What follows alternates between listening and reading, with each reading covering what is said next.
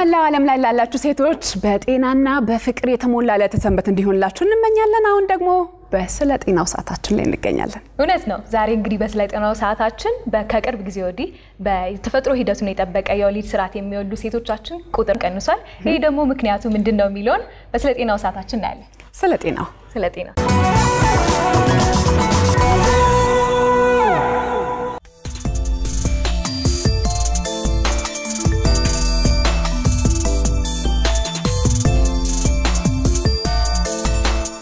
መልካም የሴቶች ቀን እያልን በአገራችን እንግዲህ 12000 ገደማ የሚሆኑ ህፃናት በየቀኑ ይወለዳሉ።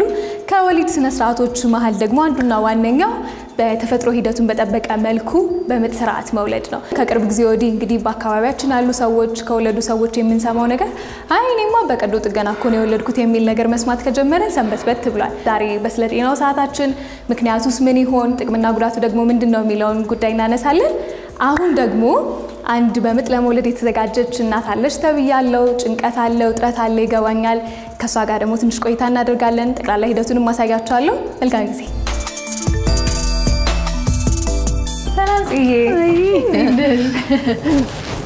ተናነሽ ልንሽ አራራ አንቺማ ምጥ ላይማ አይደለሽ የተከሳከሽ ነው ታረነኝ አዎ እኮ ተገረምኩ በጣም በደንብ ቀለል ብሎሽ ያው መንቀሳቀስም ጥሩ ነው። አዎ በደንብ አይደለ እንቅስቃሴውን በደንብ የተደረገ ነው። ደግሞ ምር ፍክት ብለሽ ነው ያገኘሽ። ቴንክ ዩ ለራስሽ የሚሰጥሽ ነገር አለ። ጥሩ ስሜት ላይ ሆኜ አይሻልም? ታረፍ በይ። እሺ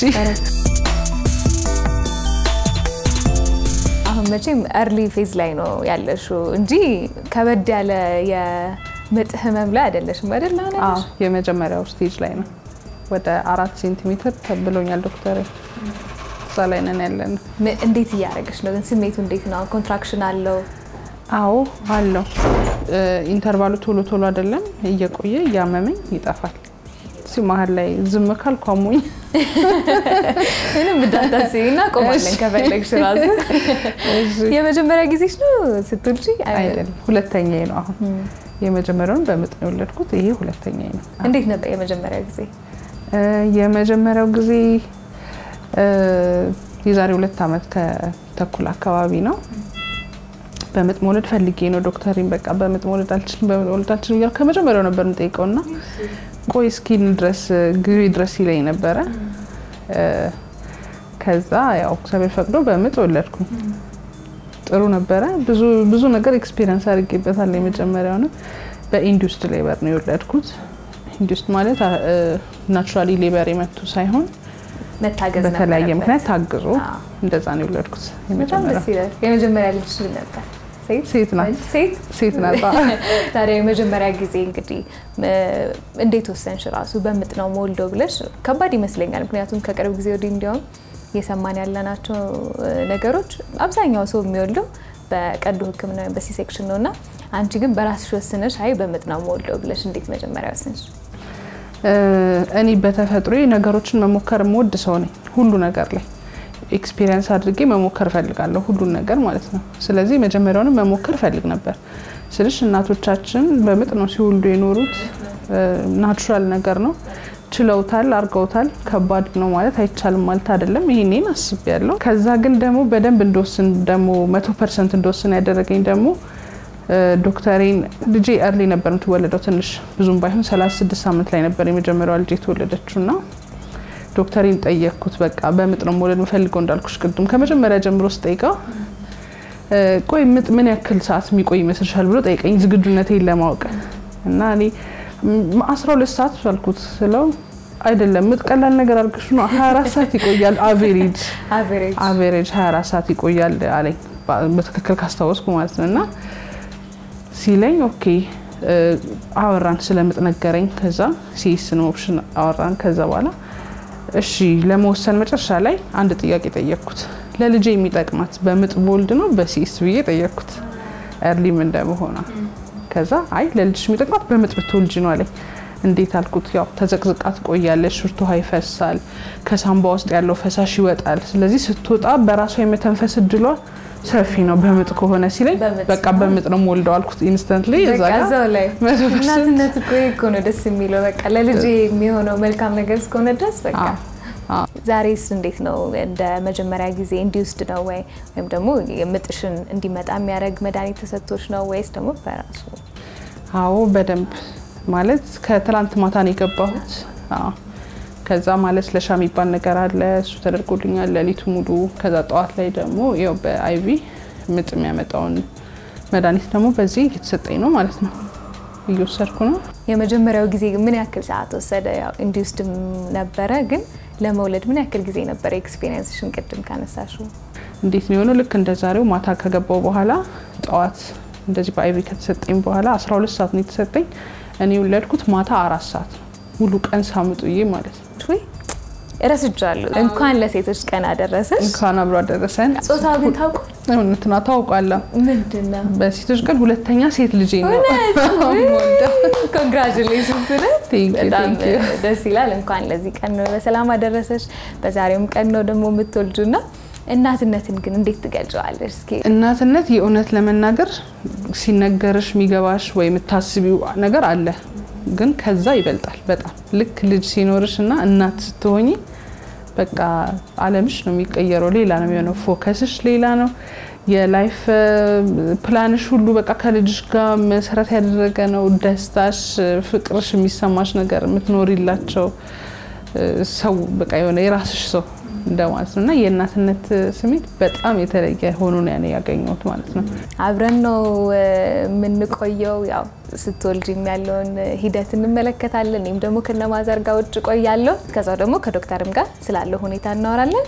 ላንቺ ግን ምጥሽን ያቅልልልሽ። ውጭ ሆኜ እጠብቃለሁ። መጨረሻ ደግሞ እንገናኛለን። እሺ ቴንክ ዩ።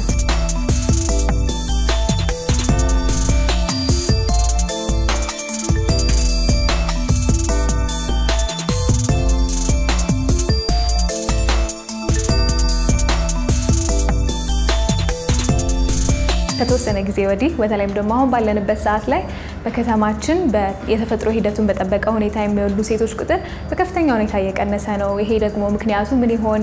ጥቅሙና ጉዳቱስ ደግሞ ምንድነው የሚለውን ጠቅለል ያለ ገለጻ ዶክተር ያደርግልናል። እንደምን አለ ዶክተር? እግዚአብሔር ይመስገን። ሁሉ ሰላም? ሁሉ ሰላም። እንተዋወቅ እስኪ መጀመሪያ። ዶክተር ክፍሎም ተስፋ ይባላለሁ።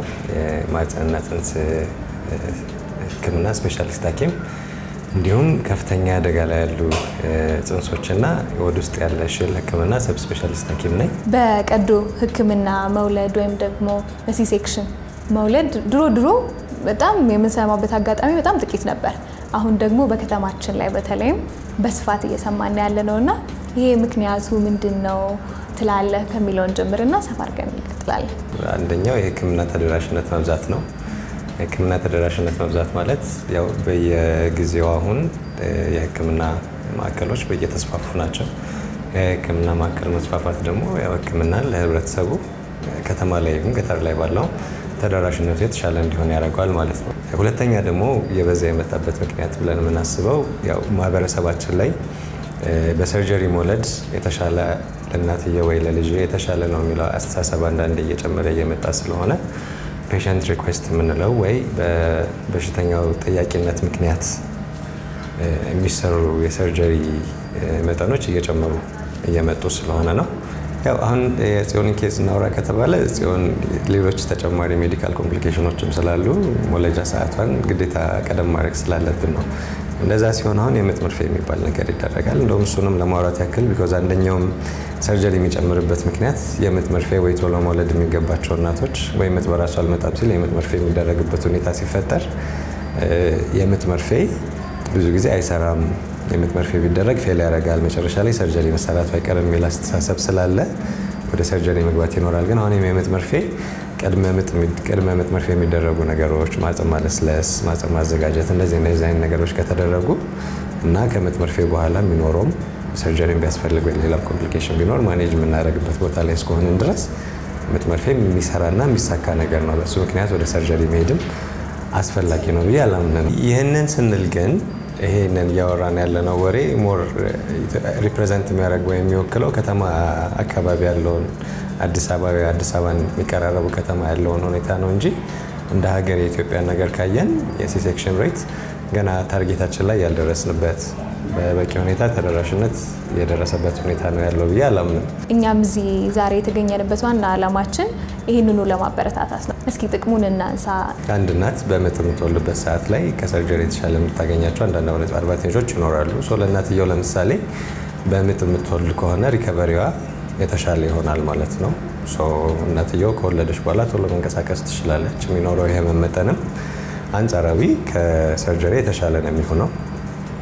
አክቲቪቲ ማድረጓ ደግሞ ሌላ የሚሰጠው ጥቅም ምንድነው? ቶሎ ከልጅየው ጋር ኮኔክሽን ፈጥራ አቅፋ ጡትም ቶሎ ማጥባት ትችላለች ማለት። ከዛ ውጪ ደግሞ በጤና አኳያ ደግሞ ካየነው ሰርጀሪ ሲሰራ እና በምጥ ስትወልድ እናት ሰርጀሪ ሲሰራ የሚኖረው የደም መድማት ሪስክ አንጻራዊ ጨመር ያለ ነው የሚሆነው። ከዛ በተጨማሪ ደግሞ በምጥ የምትወልድ እናት ከወለደች በኋላ የሚኖረው የደም መርጋትና ደሙ ተቆርጦ ሳንባ ላይ የሚሄድ ሪስኳ በጣም የቀነሰ ነው ከሰርጀሪ ከምትወልድ እናት አይነት ሲታይ ማለት ነው። እሱኛውም ሌላ አዲሽናል አድቫንቴጅ ይሰጣታል። በተለይ አንድ ልጅ በምጥ ሲወለድ ሳንባውና ደረቱ በደም ኮምፕረስ ተደርገው ስለሚወጡ ከተወለደ በኋላ የሚኖር ያተነፋፈስ ችግር ወይ ቶሎ ያተነፋፈስ ሪስክ የቀነሰ ነው የሚሆነው በሰርጀሪ ከሚወለዱ ጃልቻር ሲታይ ማለት ነው።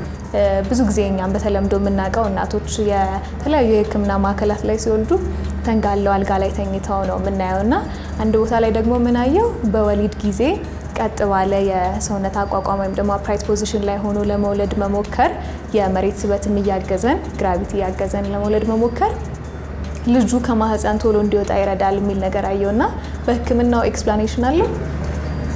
ያው ይሄ እንዴት ልበልሽ አንድ ነገር ስትገፊ የምትገፊበት ዳይሬክሽን የተሻለ ማድረግ ከቻልሽ ያንቺን ፎርስ አንድ ላይ እኩል ሆኖ ወደ ታች የመውረድ ቻንሱን ይጨምርልሻል። አንዳንዴ በጉልበትና በእጅ ቆሞ መግፋት፣ ወንበር ላይ ቀዳዳ ያላቸው ወንበሮች ላይ ተቀምጦ መግፋት፣ ቆሞ መግፋት ይሄ የማህፀን ሙሉ ለሙሉ ከከፈተ በኋላ እስኪወለድ ያለውን ሰዓት የመቀነስ እድል ሊኖረው ይችላል። ዓለም አቀፍ የሴቶች ቀን እንደመሆኑም በጠን የሚመለከቱን እናቶች እህቶች አሉና እነሱ የምትለው ነገር ካለ እናንሳና እናጠቃል። እሺ እንኳን ለዓለም አቀፍ የሴቶች ቀን በሰላም አደረሳችሁ። ያው ሁሌ ምጥና ናቹራል የሆኑ ነገሮችን ኢንካሬጅ ስናደርግ በአጭር ጊዜ ይሁን በረጅም ጊዜ ብዙ ጥቅሞችም ብዙ ጉዳቶችም ሊኖሩት እንደሚችሉ እያወቅን ነው የሚሆነው። አንድ እናት አንድ ሰርጀሪ፣ ሁለት ሰርጀሪ፣ ሶስት ሰርጀሪ ያለች በመጣች ቁጥር አንድ ሊከሰት የሚችል ኮምፕሊኬሽን አለ። ማንሳት ስለፈለኩኝ ነው እሱን።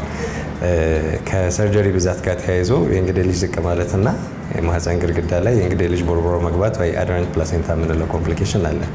አሁን ግን በወራት ውስጥ ራሱ ብዙ ሰዎች እናያለን እንደዚህ አይነት ኮምፕሊኬሽን የሚያጋጥማቸው። ይሄ ደግሞ ፒውርሊ ከሰርጀሪ መውለድና ከሰርጀሪ ቁጥር ተያይዞ የሚመጣ ኮምፕሊኬሽን ነው። እሱ ደግሞ ለእናትየውም ለልጅየው በእናትየው በተለይ ለእናትየው ህይወት ሁሉ አስጊ ሁኔታ ሊፈጠር የሚችል ኮምፕሊኬሽን ነውና ናቹራል ምጥ እንውለድ ወይ ናቹራል ምጥ ኢንካሬጅ እናድርግ ሲባል በአጭር ጊዜም በረጅም ጊዜም ለእናትየው ጤንነት ራሱ የሚሰጠው ጥቅም ይኖራል ማለት ነው።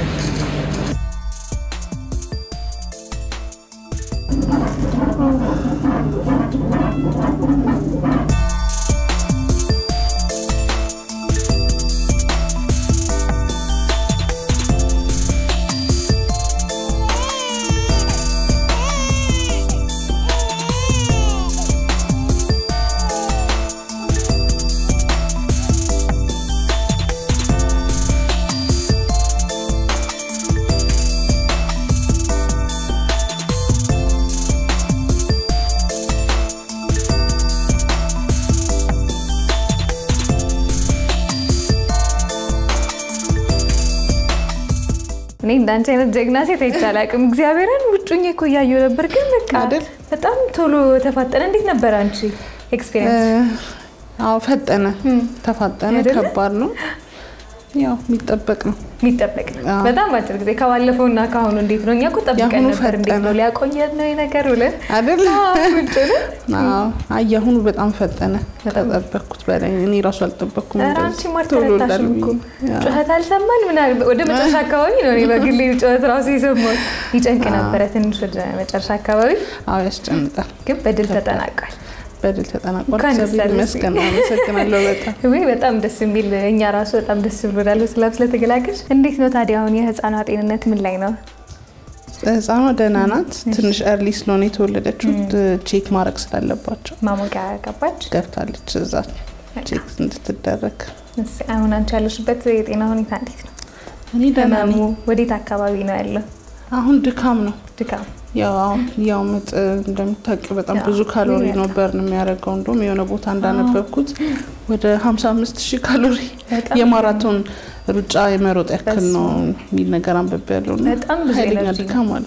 እንኳን በሰላም ተገላገልሽ። እኛም ይሄንን ደግሞ ሙሉ ሂደቱን እንድናይ ስለፈቀድሽልን አብረንሽ ደግሞ ስለነበርን በጣም ደስተኛ ነን። በጣም እናመሰግናለን። እኔም አመሰግናለሁ። ግን ለገንፎ እንመጣለን። ደስ ይለኛል። አሁን ግን ወደ ስቱዲዮ ነው የምንሄደው። እሺ መልካም ጋብዛችኋል። Thank you በጣም መልካም ጊዜ። ውድ የኢቢኤስ ቴሌቪዥን ተመልካቾች ይህ በስክሪኑ ላይ የምትመለከቱት ትክክለኛው የፌስቡክ አካውንታችን ነው።